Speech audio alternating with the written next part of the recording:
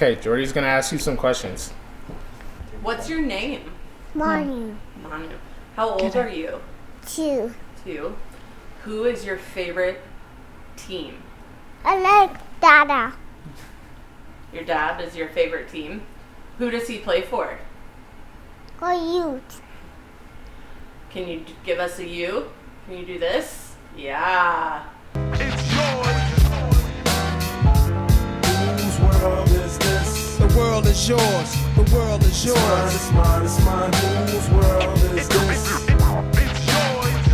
It's mine, it's mine. I think first was just begging my parents to play tackle football. You know, they had me playing flag to about 5th grade. No, I always wanted to be like Barry Sanders, an old great running back.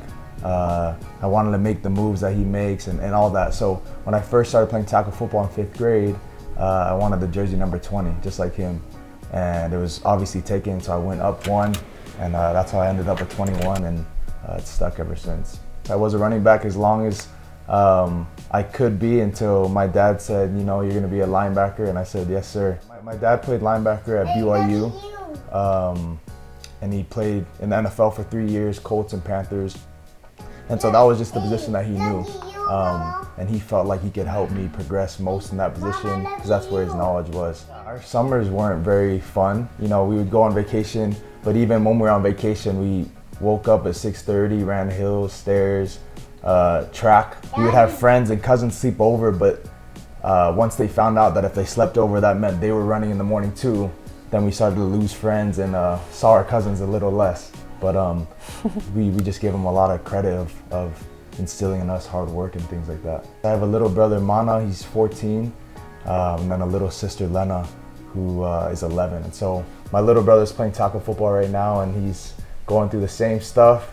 My dad's a little bit softer on him. He gets a little more leniency, but he's definitely going through his journey as well. I've always looked up to my brother, Gabe. He played here, obviously, and wanted to be like him.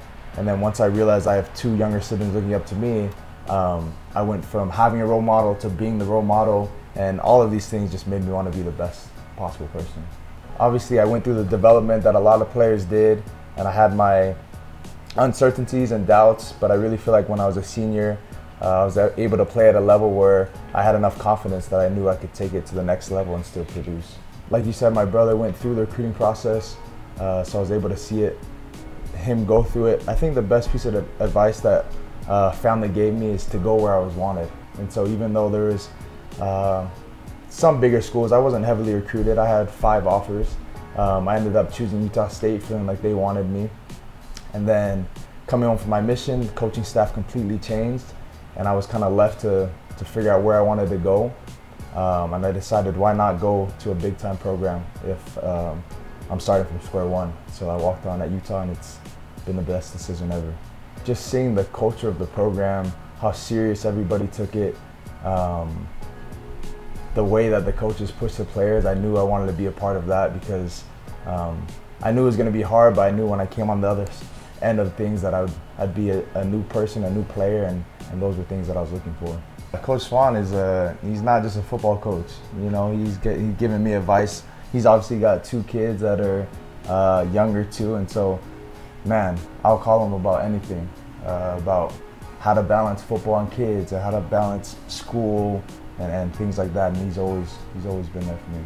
I actually grew up in Oregon, and my junior year of high school, my family moved here to Utah. And when we moved into the same ward or church as his family was in, and that's kind of where we met. As I got to know her, I realized that she was even more beautiful on the inside than she is on the outside, and so just fell in love with her as a person. And I also realized that her goals aligned with mine, you know, to be a parent, to push each other in life, to see each other's goals be fulfilled, and just over time I realized that this is what I want to be a part of.